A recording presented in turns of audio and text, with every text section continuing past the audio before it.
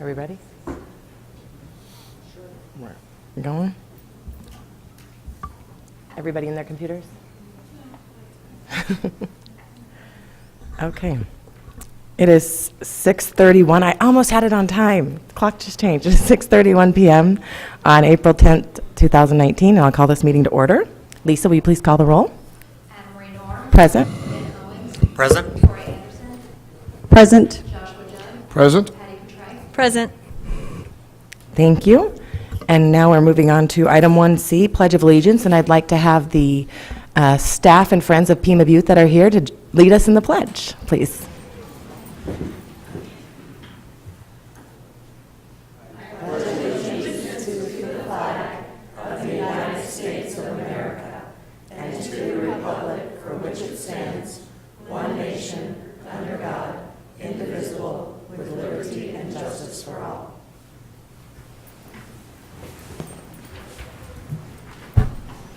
Thank you, Pima Butte. We'll now move on to item 1D, adoption of the agenda. Board? Any changes, motions? Motion to accept as written. All seconds. I have a motion and a second. Lisa, will you please call the vote? Patty Contreras. Aye. Joshua Judd. Aye. Tori Anderson. Yes. Ben Owens. Aye. Anna Marie Norm. Aye. By your vote of 5-0, you have adopted the agenda as written. We're now on item 2, call of the public, but you're a very quiet audience today and no one wants to talk to us. So we'll move on to item 3, superintendent's report. Dr. Lopman. I have plenty to say. So, last week, 37 athletes from the MUSD Special Olympics team participated in the East Valley Special Olympics track and field meet. This was our biggest team yet. Athletes competed in the standing long jump, softball throw, and 4x100 relay race. We're so proud of our athletes. Thank you to all of you who came out to cheer them on. Last night, scores of parents brought their little ones to the MUSD elementary schools to participate in the annual kindergarten roundup. More than 170 incoming kindergarten kiddos were enrolled, and we're expecting more in the weeks to come. Welcome to MUSD, and thank you for choosing to partner with us for your child's education.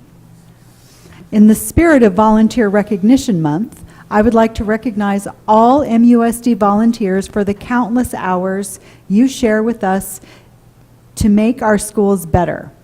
The work you do is valuable, and you are making a difference in our schools and our community.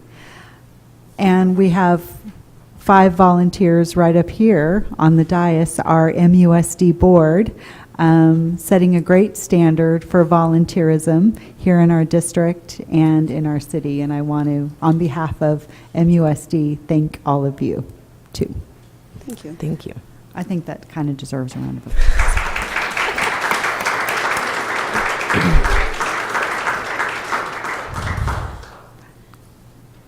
More than 100 MHS mathletes attended the 43rd annual CAC math competition. 39 students qualified for the individual open competition, and 4 MHS students finished in the top 10. MHS also rocked the team competition with the following awards. Level 1, which is Algebra 1 students, 3rd place, Paul Lee and Raymond Torres, 2nd place, Lorena Castro and Julie Molina Rodriguez, and 1st place went to Bianca Rendon and Eliza Santiago. Level 2, Geometry and Algebra 2, 3rd place went to Brian Jackson and David Johnson, and 1st place went to Katie Hanks and Hannah Skousen. Skousen. Everybody knows her. So Pima Butte kid. right, from Pima Butte, of course. And then level 3, which is pre-calculus and calculus, 3rd place went to Freya Abraham and Chandler Chang, and everybody knows them too. Sensational work to all, and congratulations to all of our mathletes. We've got some upcoming events that we want you to be aware of. Want to give to a good cause and eat yummy treats? Join us at a Thespian Thursday, this Thursday, at Yogurt Jungle, and that would be tomorrow, April 11th. Tell them you're there to support the MHS Theater company, and 20% of your sale will go to support their travel expenses to compete in the International Thespian Festival, June 24th through the 29th. The Pinal County Robotics Challenge and Showcase and Expo will be held on this Saturday, April 13th, 9 to noon, in Maricopa High School's multipurpose room. The robotics event is open to all students, platforms, levels, and abilities. So come on out and join us for an exciting day of robotics. We hope to see you there. In partnership with the Maricopa Police Department, MUSD is offering a workshop on how to keep children safe in the digital age. The workshop, Keeping Tech-Savvy Kids Safe, is on Thursday, April 25th at 6:30 p.m. in the MUSD boardroom. And we're going to clarify that date because I think it's the night of a parent advisory council, so we'll make sure that we have that date right. I think it's because those are usually on Tuesdays, so we'll make sure that that's right. Our favorite thespians are prepared to delight you with performances of Fiddler on the Roof on Thursday, April 25th at 7 p.m. and again on Saturday, April 27th at 2 p.m. at the Performing Arts Center at Maricopa High School. The annual MUSD Art Walk is coming up on April 30th from 4:30 to 6:30. This year, the Art Walk will be located at the Performing Arts Center at Maricopa High School. And last on our upcoming events, the MUSD Best of the Best Awards recognition will be held on Wednesday, May 15th at 3:30 at the Performing Arts Center at Maricopa High School. The recognition honors employees who go above and beyond and recognizes retirees for their years of service. And finally, tonight I've saved the best for last. Over the past year, the team at Pima Butte has worked hard in a rigorous application and evaluation process with the Arizona Educational Foundation. The school was evaluated on student focus and support, active teaching and learning, climate, parent involvement, community building, and leadership. I am thrilled to announce that Pima Butte Elementary School was recently awarded the A+ School of Excellence distinction by the Arizona Educational Foundation. A+ schools are celebrated and recognized as outstanding, and earning the highly prestigious A+ designation spotlights the positive successes happening in Pima Butte every single day. I'd like to invite Mr. Randy Lazar to the podium to say a few words about the journey.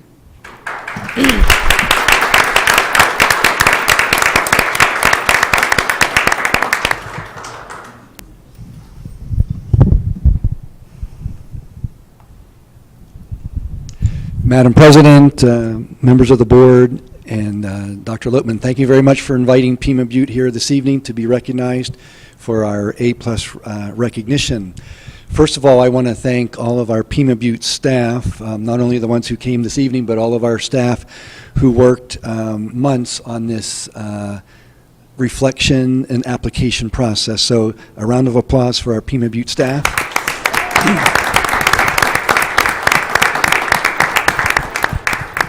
One of the big reasons why Pima Butte received this designation is, you know, one of the unique things about our school is when you look out at who's here, a number of folks who are here have been at Pima Butte for 10, 12 plus years. And for a school to remain successful, you need a consistent staff. And that's what Pima Butte has had over the years. But not only a consistent staff, but a dedicated staff. We got people that are here that are at school way before it starts. They're at school after it's over. They're at school on the weekends. That are at school during the breaks. They're at school during the summertime. So again, a lot of congratulations goes to the Pima Butte staff, and all of their hard work has led to this award this evening. Just a few words about the A+ process. The Arizona Educational Foundation started this recognition program back in the mid-'80s, so it's been around for quite a while. There are certain criteria that a school has to meet in order to even apply, and ever since I came to Maricopa, I've been wanting us to go through this process. And you have to be at the school for a few years, and you just want to make sure that everything's in place so that you're successful with going through this endeavor. Because not only do you have to respond to 53 questions, a lot of the questions are anywhere from, some of them were 600-word responses all the way up to 1,500-word responses. So the actual application is right here. This is 33 pages of work that we did over 4 months of time. And a lot of the folks that are here played a big role in drafting all of the responses. And we just kind of kept going through an editing process to make sure we addressed all of the bulleted items that every question looked for.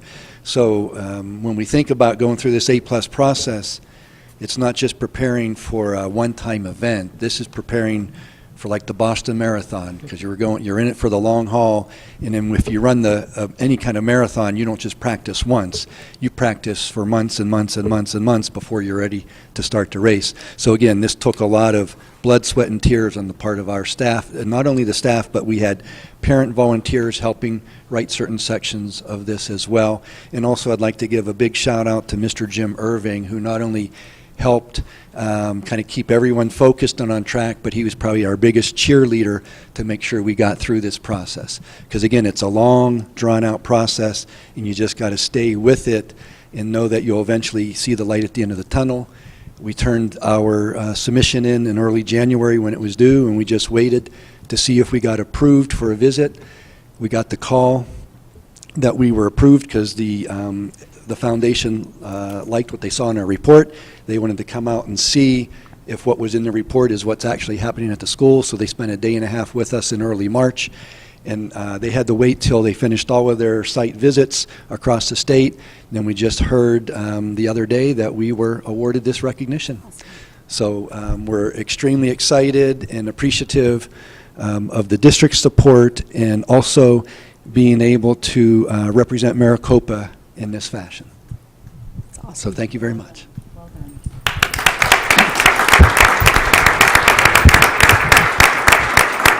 So, congratulations again, Mr. Lazar and Pima Butte. If you are part of the Pima Butte team, please make your way up here so that we can get a picture.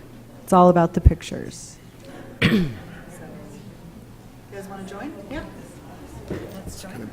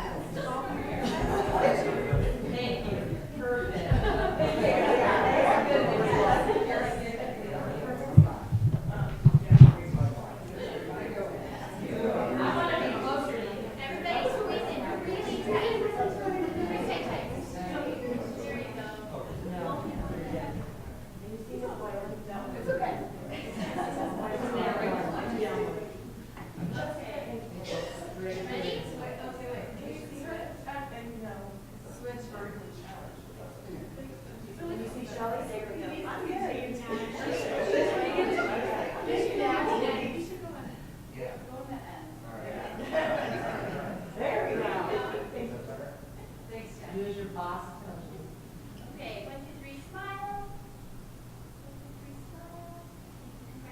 2,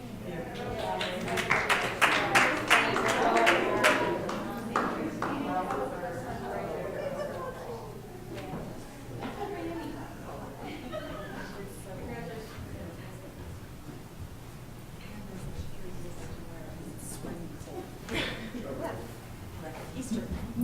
Right, exactly. Weather permitting. Yeah, exactly. Is that it?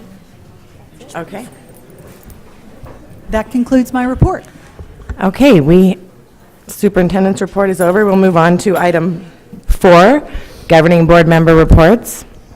And I usually let the board start, but I'm going to start today because there's a couple Pima Butte staff members in the audience, and I just want to say I can't thank you enough for all of your hard work. It's such a well-deserved award. When I was looking out there, I think I've been a parent in most of your classrooms, probably like at least 80% of them, or soon to be, and in a different year.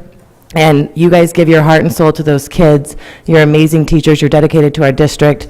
I can't say enough about how much we appreciate you and value you and what you do for our students here. So congratulations on a much-deserved award. And keep up the good work. And with that, I'll move on to Mrs. Coutray.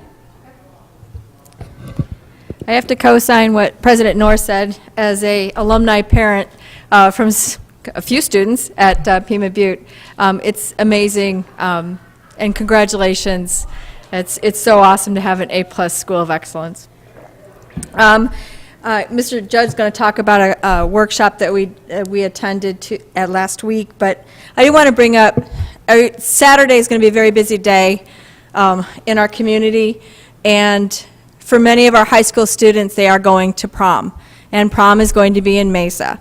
So this is one of those days where it's going to take a village to make sure that our students remain safe, be diligent when we're driving, make sure that we just keep passing the word along so that our students can make it there and back, and we can avoid any possible tragedies. So it's going to be an awesome event. I think this class students are probably one of the biggest school-spirited students I know. At homecoming, we barely fit them all into the gym. So just kind of keep them in your minds, in your prayers, and keep spreading the word. This time it's going to take a village. That's all. Great, thank you. Good reminder. Mr. Judd? Thank you, President Knorr. March 23rd, attended the Salsa Festival. Had some opportunities to talk with some of the new schools coming into the district. They had booths out there. It was interesting. And on April 4th, we attended a Pinal County Superintendent informational session on it was basically a platform, a K-3 learning platform, that it was phone-based, device-based, but it was being offered at a very interesting price. So we had some great discussion in the room. It was nice to be around other superintendents and board members from around the district, and we had a really good discussion about maybe jumping on this opportunity, but we'll have to see how all of that pans out. But it was interesting. I was happy that I got here a little early and had the opportunity to sit down and talk with Principal Lazar. All three of my children were students at Pima Butte, and I just wanted to say thank you to all of you. Their educational foundation was all based on your dedication and what you do. And again, just to second President Knorr and Ms. Coutray in terms of the amount of time spent not only on campus, but with all the activities that you guys are a part of.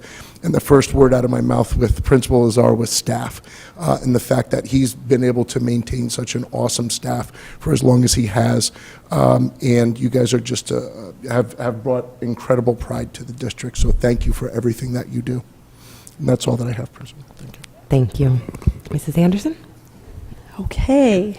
So I did on 4th attend the Footsteps to Brilliance, which is the app that they're talking about, and it's anywhere from, can even be toddler age on up to 3rd grade. So it's quite interesting. It's all, on your phone, device-based, so cuts down on the cost. But it was an interesting presentation, and I'm sure that Dr. Lopman will be following up on that again. But it was great that Jill Broussard hosted it and was able to bring the information to us, but it was very, very informative.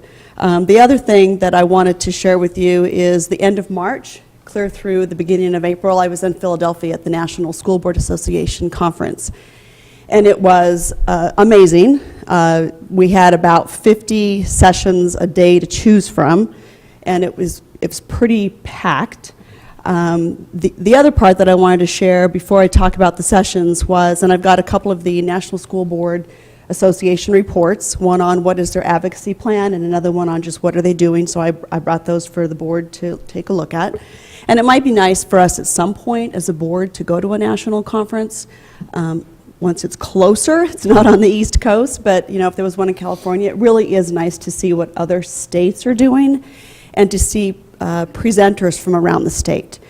But you really, for about 5 days, are just kind of in this school board mode, and it really is energizing. I mean, I came away, feeling like I really could do this.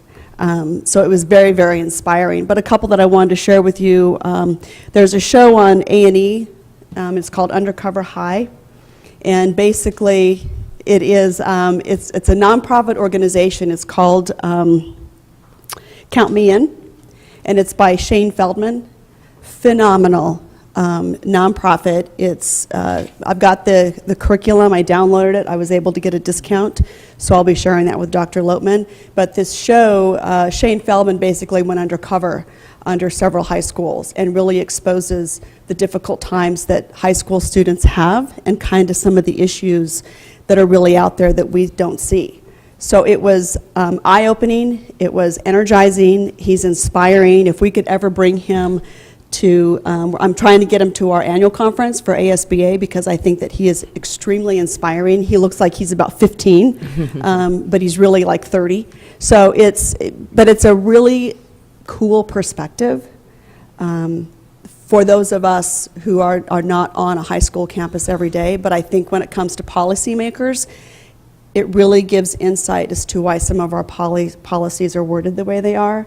And I would recommend that if you ever get a chance to look that up, obviously I'll share the curriculum with Dr. Lopman and then we can decide where it goes from there. But it was inspiring and it was very, very moving. The other neat, interesting thing was I found out that, and maybe you guys know this, I didn't know this, but there are about $9 million in scholarships available for esports, which means video gaming sports. And so the NCAA has scholarships for e-sport athletes, which means you get scholarships to play video sports. So they found that it is a competitive field, and so there are scholarships available if, there's hope for our kids yet.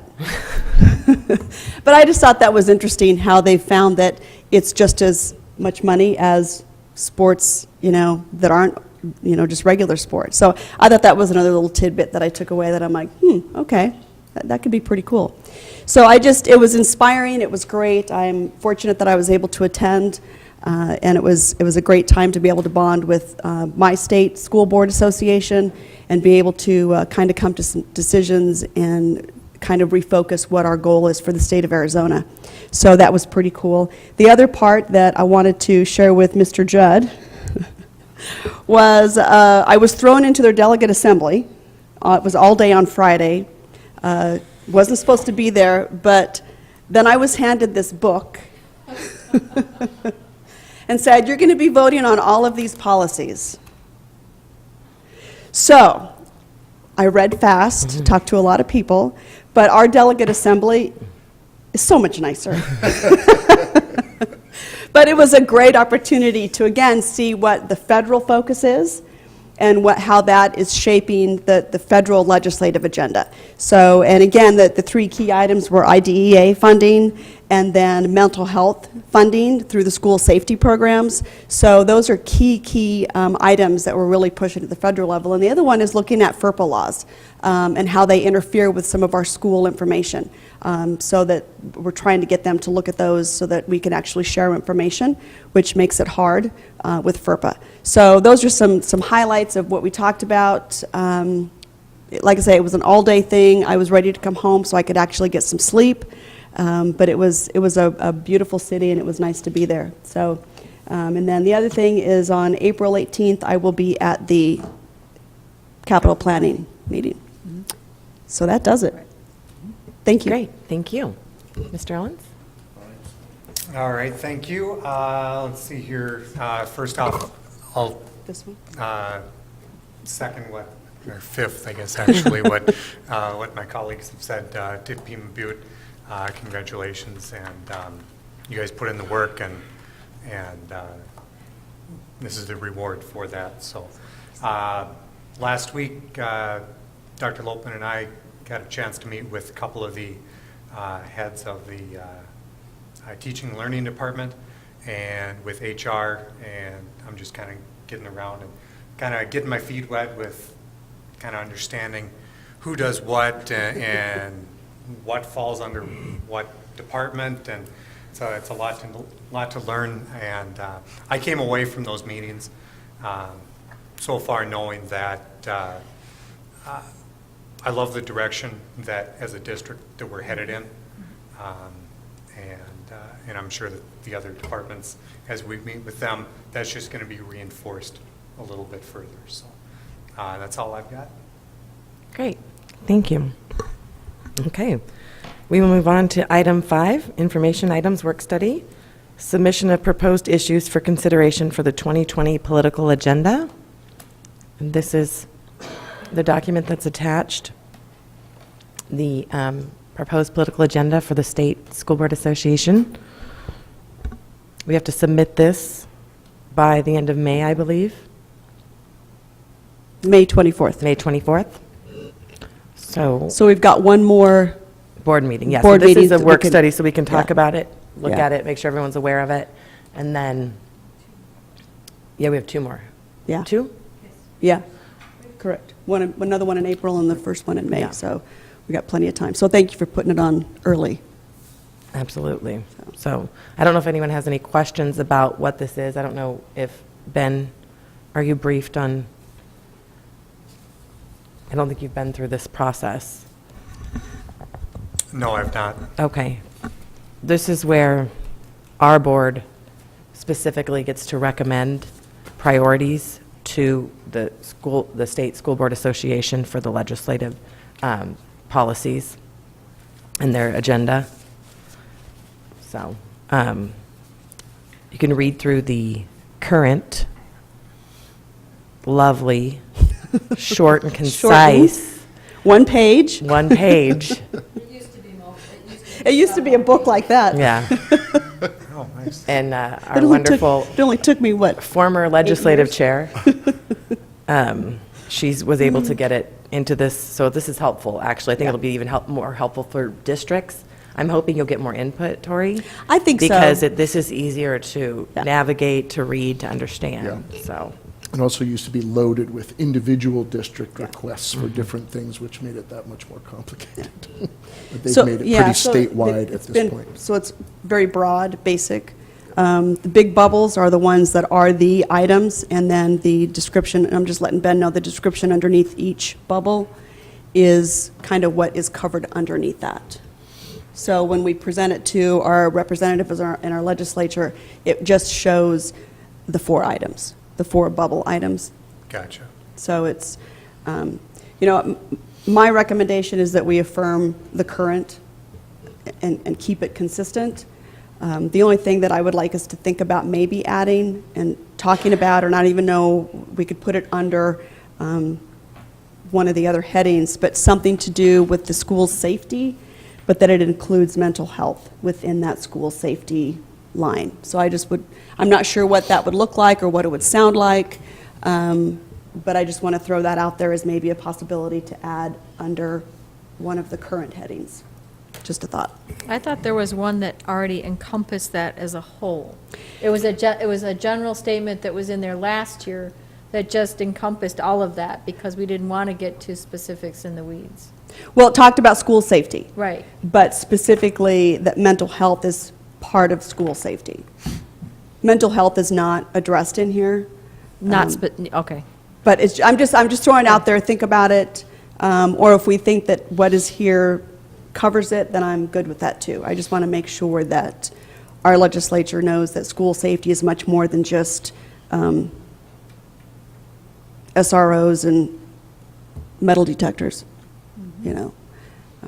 it's, And then it's our role to prioritize what we want in terms of a board in submitting. correct. That additional document is, we have to come up with a decision in terms of what we want to see pushed forward. Correct. So you'll take this 2019 document, and we can either affirm it as it is, or we can rearrange it in different priorities.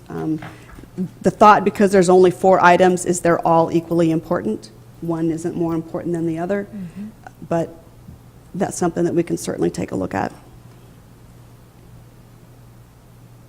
That's all I got. Okay, great, yeah. So everybody look at this at home and over the next couple of weeks, and then we'll bring it back as an Cool. agenda, an actionable agenda item, so that we can get that submitted before the deadline. Okay. We are now on to item 6, the consent agenda. Do I have a motion? So moved. Second? I have a motion and a second. Lisa, will you please call the vote? Aye. Aye. Yes. Aye. Aye. By your vote of 5-0, you have approved the consent agenda. We're now on to action items. 7A, discussion and possible approval of the personnel schedule, and Mr. Beckett is ready and waiting. Thank you, President Knorr, members of the governing board. Dr. Lohman, it's been a busy couple of weeks here. We've done a lot of things going on, hiring and working through some terminations as well. So you have that list in front of you tonight. I'll take any of your comments or questions. Are there any questions, board? I don't have any questions. No? Mr. Beckett, not specifically to this HR agenda today, but where are we at in the hiring of open positions? Thank you, Member Cotray. You're testing my memory right now. I believe we're right around 70% filled from our openings that we presently are looking at. So we have some additional work to do, but our principal's been hitting it hard. We've had a lot of good stream of candidates applying almost on a daily basis. We have, half a dozen to 10 new candidates coming in. So we're doing well. We're cautiously optimistic that we'll be filled by June. Are we attending any more job fairs for the year? Yes.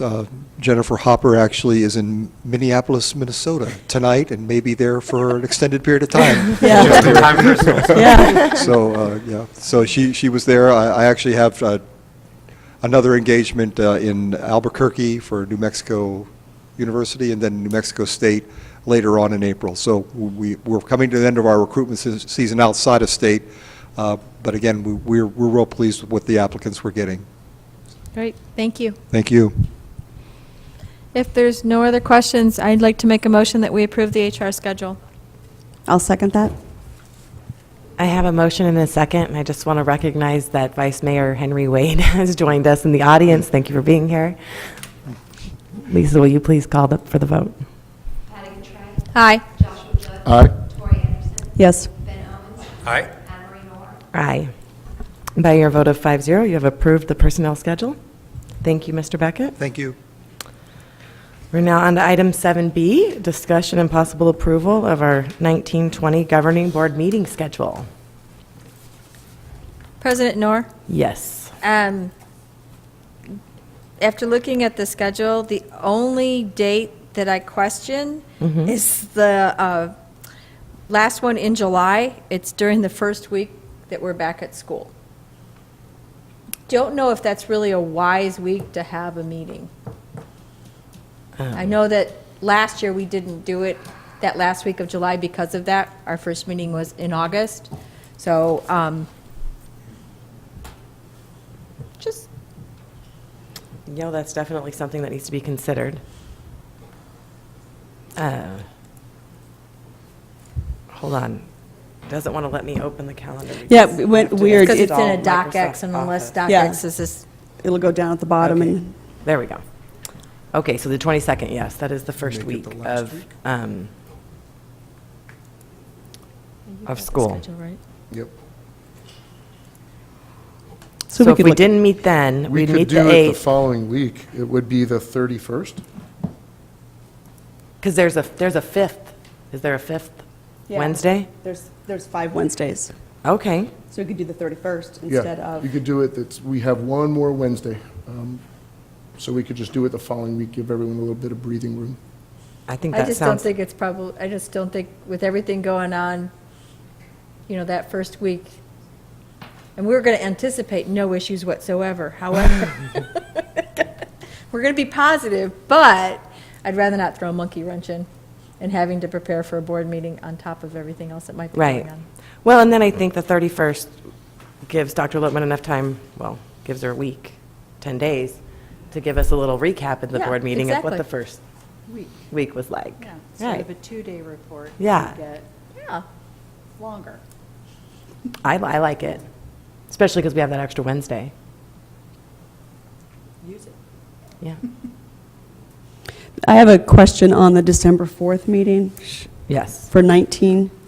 yes. I just wonder if, and I'm just throwing this out there, that we move it to the 11th, which is the second Wednesday. Because then we won't have another meeting until January. See what I'm saying? But our meeting prior to that wasn't, our only meeting in November is November 13th. Right, That's almost a month. right. But then it'll be another month because, I'm just, as an option, because the 4th is the first Wednesday of the month. I'm just wondering ASBA's late that year. if it could be, yeah. Yeah, because they changed venues. They're no longer at the Biltmore. It's over 50 miles now. Be happy. Joy. Oh, where's it Joy, at? Happy dance. I think it's at the, Princess? yeah, I just know it's over that 50-mile mark. So I think it's at the Princess. Really? Yeah. Okay. So I don't think that they could get those dates then. Correct. I don't know, we don't have to make a decision tonight, I'm just throwing it out there so that it were kind of, so if it's one kind of in the middle of December and one in the middle of November, and then just throwing it Well, out and that there. would be the 11th would actually be a regularly scheduled date, because that's Right. the second. But it's not on here. Yeah, I see that, yeah. Yeah. So I'm just throwing it out there to maybe think about it. So we have October 30th, or we'd have, okay, and then we've got Thanksgiving. Because we get two in October this year, Correct. because fall break is the first 2 weeks, and it just works out right. 'Cause Yes. usually because of Yes. fall break, we don't get one in October. Right, so, two.